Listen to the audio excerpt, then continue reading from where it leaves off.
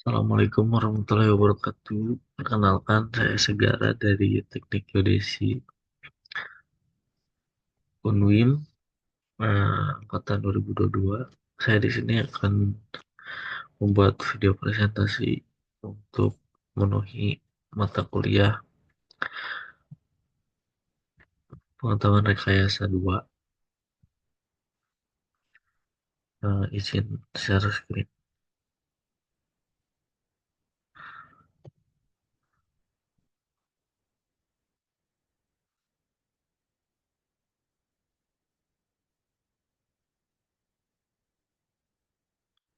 Baik, Assalamualaikum warahmatullahi wabarakatuh. Di sini saya kebagian di chapter 10, yaitu tentang sistem satelit navigasi global 1, di mana di bidang pertambangan dan teknik sipil, mode pemposisian global navigasi satelit sistem atau GNSS akan menjadi tugas rutin. Kenapa? Karena sistem satelit ini dengan cepat merevolusi industri-industri ini dengan cara yang tidak pernah dipahami oleh para penemunya. Yang pertama, kita masuk kepada penentuan posisi, di mana pengetahuan tentang posisi sangat penting. Cara tradisional untuk menentukan posisi zaman dulu yaitu dengan menggunakan peta. Namun zaman modern masuknya sistem satelit atau GNSS, penentuan posisi itu dapat dilakukan secara mudah dibandingkan dengan zaman dulu dan zaman modern saat ini, di mana zaman dulu untuk menentukan posisi titik letak kita itu harus menggunakan peta, dan untuk zaman sekarang sangat mudah, di mana kita cukup menggenggam GPS atau handheld. Di situ kita bisa tahu di mana letak posisi kita dan arah kita kemana itu sudah ada tracknya, sudah ada jalurnya, sudah jelas. Dimana kalau peta itu uh, harus menghitung jarak segala macamnya, dimana perbedaannya sangat jauh gitu, dimana pada zaman tradisional dan zaman modern saat ini. Selanjutnya ada pertambangan dan teknik, dimana penggunaan GNSS ini sudah merevolusi cara operasi dilakukan pada pertambangan dan teknik itu. Peningkatan penggunaan sipil telah menyebabkan keinginan untuk berbagai negara yang pada gilirannya telah memulai merancang dan mengembangkan sistem mereka sendiri. Contoh-contohnya seperti negara Eropa sedang mengembangkan sistem Galileo, GLONASS, dan mungkin Cina seperti kompas baru seperti itu. Selanjutnya ada prinsip pengukuran dan uh, masih dari keluarga Genesis seperti itu. Mungkin posisi dihitung dengan mengukur jarak penerima dari satelit dengan akurat, dengan menentukan keterlambatan dalam sinyal radio yang ditransmisikan oleh satelit. Keterlambatan ini diukur dengan mencocokkan dan membandingkan sinyal yang diterima dengan sinyal yang dihasilkan oleh penerima yang setara. Sistem penentuan posisi global atau GPS adalah sistem genesis tertua dan paling banyak digunakan, dan sebagai demikian akan dibahas secara luas dalam bab ini yang akan dibahas. Uh, Contohnya seperti pengembangan satelit GPS dimulai pada tahun 1960. Militer HS telah memulai program yang akan memuncak pada sistem navigasi dengan timing dan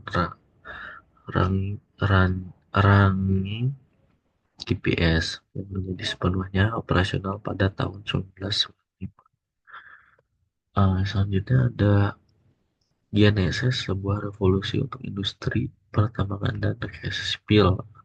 Kemungkinan menggabungkan beberapa sistem satelit GNSS, di mana sudah dibahas sebelumnya bahwa GNSS itu uh, tersambung gitu kepada satelit-satelit yang melintasi orbit-orbit di atas permukaan bumi.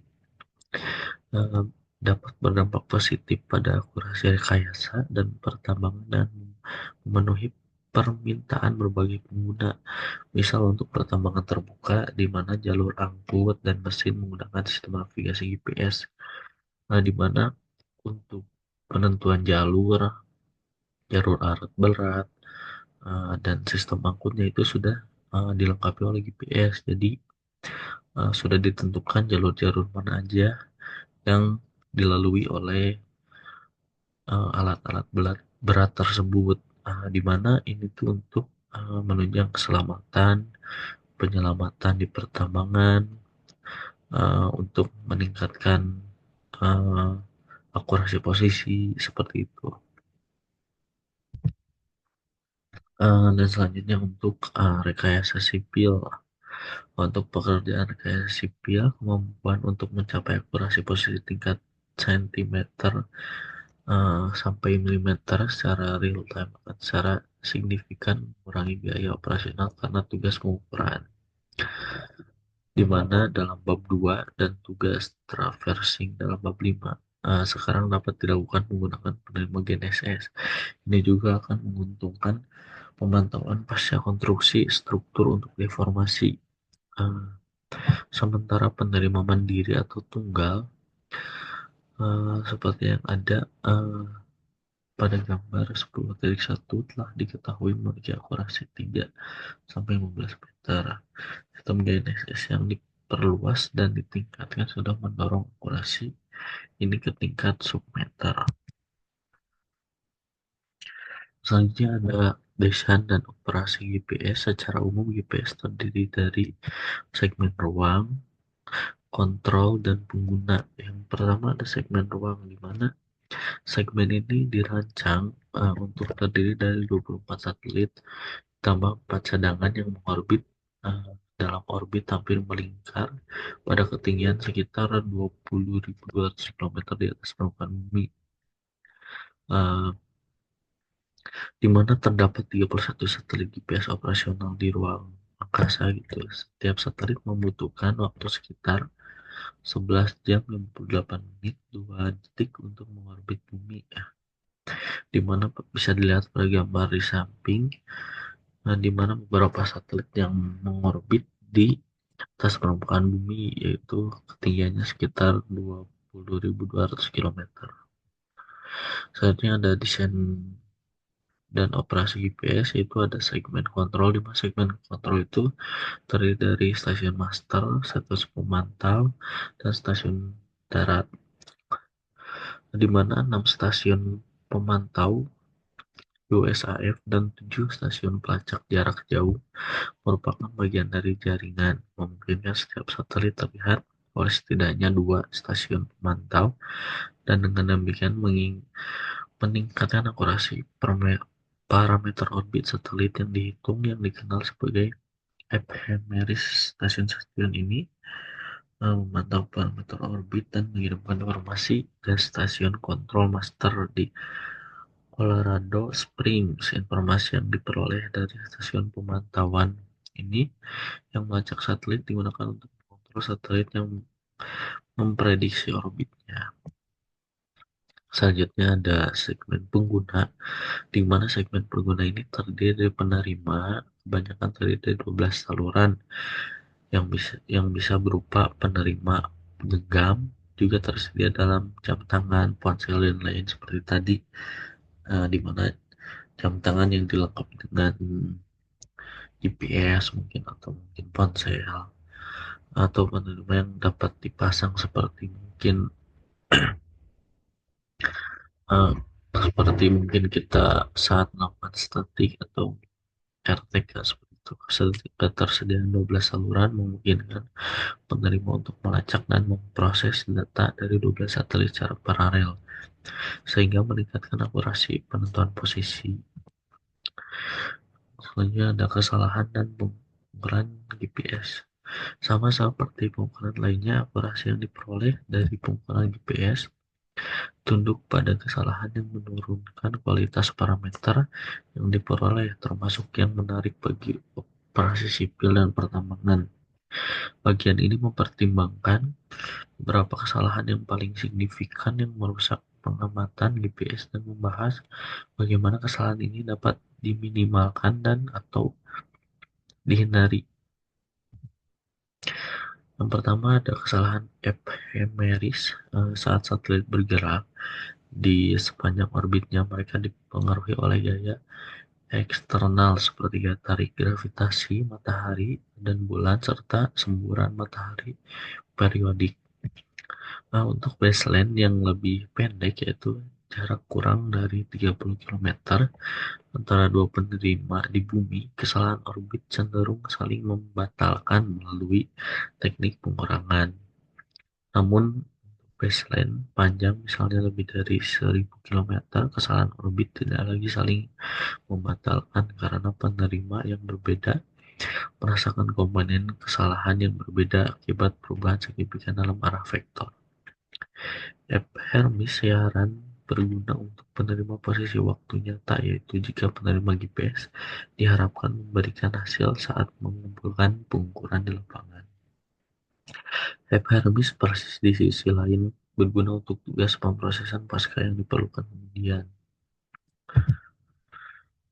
Selanjutnya ada kesalahan atmosfer, di mana atmosfer adalah medium di atas bumi yang dilalui sinyal GPS sebelum mencapai penerima. Partikel bermuatan di ionosfer 50 sampai dengan 1000 km dan uap air di troposfer 1 sampai 8 km mempengaruhi kecepatan sinyal GPS. Jadi yang mempengaruhi kecepatan sinyal GPS itu adalah ionosfer dan troposfer yang mengarah pada panjang jalur optik antara satelit dan penerima dan penundaan dalam waktu yang sesuai yang diperlukan sinyal GPS untuk mencapai penerima. Salah satu tugas kunci dari perangkat lunak pemrosesan GPS geodetik adalah untuk koreksi jarak antara satelit dan penerima untuk menghilangkan efek atmosfer bumi, sehingga mengurangi semua panjang jalur optik menjadi panjang jalur garis lurus. Nah, yang selanjutnya ada konstelasi satelit atau geometri, di mana pertimbangkan sekarang sinyal satelit yang dimaksudkan untuk melakukan perjalanan langsung ke penerima yang dipantulkan oleh permukaan seperti yang ditunjukkan pada gambar tersebut, di mana satelit penerima seperti Genesis antena yang dilihat pada gambar itu dipantulkan gitu oleh oleh apa ya, seperti mungkin gedung atau apa yang dipantulkan sinyalnya, sehingga dapat mengenai si penerima itu gitu. Jarak jarak prosedurnya yang diukur yang mencapai penerima berakhir lebih panjang daripada jarak prosedur sebenarnya jika sinyal tersebut melakukan perjalanan secara langsung. Di daerah perkotaan, keberadaan bangunan sangat berkontribusi terhadap efek multipatch. Kesalahan multipatch dapat dihindari dengan menempatkan penerima di tempat tanpa permukaan reflektif atau refraktif. Praktik terbaik adalah menempatkan penerima setidaknya 3 meter dari dinding reflektif. Dan selain itu menggunakan antena GPS dengan bidang tanah yang membuang sinyal yang dipantulkan secara langsung. Jadi untuk GPS sendiri lebih baik dilakukan atau dipasangkan di area-area yang terbuka karena sinyal tersebut mudah terganggu apabila ada mungkin tiang listrik atau mungkin bangunan-bangunan yang menghalangi. Jadi sinyal yang sinyal penerima dari satelit ke GNSS atau GPS itu akan susah mencari penerima karena banyak uh, bangunan yang mengganggu sinyal itu untuk masuk, seperti itu kurang lebih. Mungkin sekian presentasi dari saya. Mohon maaf bila banyak kesalahan, kekurangan. Uh, Terima kasih. Assalamualaikum warahmatullahi wabarakatuh.